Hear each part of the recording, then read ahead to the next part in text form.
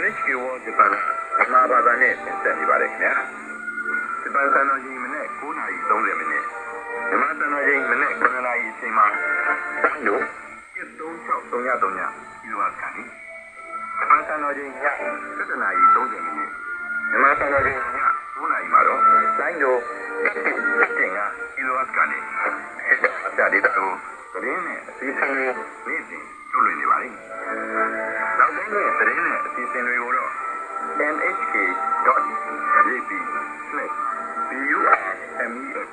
မှာကြည့်နိုင်ပါလိမ့်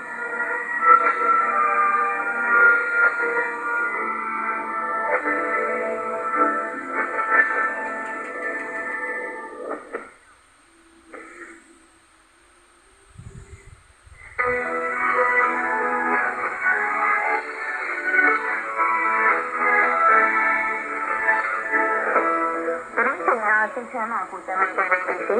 NHK 我这边啊，这边有点啥吧没？今年25ခုနှစ်မေလ26ရက်တနင်္လာနေ့ည9:30မိနစ်30မှာရရှိတဲ့သတင်းတွေရောကျွန်မပွင့်ကတင်ဆက်ပါမယ်။နိုင်ငံမှာကျန်းမာရေးပြည်စံတယ်လီစီရဲ့ပြည်စည်းနေလေအမေရိကန်သမ္မတဒေါ်နယ်ထရမ့်နဲ့တွေ့ဆုံပြီးသဘောတူညီချက်တစ်ခုခုရရှိနိုင်ရေးအတွက်အမေရိကန်နဲ့ပြည်သက်ခွန်ဆိုင်ရာညှိနှိုင်းမှုတွေဆက်လက်လုပ်ဆောင်ဖို့စီစဉ်ထားတယ်လို့ဂျပန်ဝန်ကြီးချုပ်အီရှိဘာရှိဂေရုကထုတ်ဖော်ပြောကြားခဲ့ပါတယ်။မစ္စတာအီရှိဘာပြည်သက်ခွန်ဆိုင်ရာညှိနှိုင်းမှုဖြစ်တဲ့စီးပွားရေးပြည်နယ်အားလုံးကစီရင်ဝန်ကြီးအကောင့်ဆန်ဝ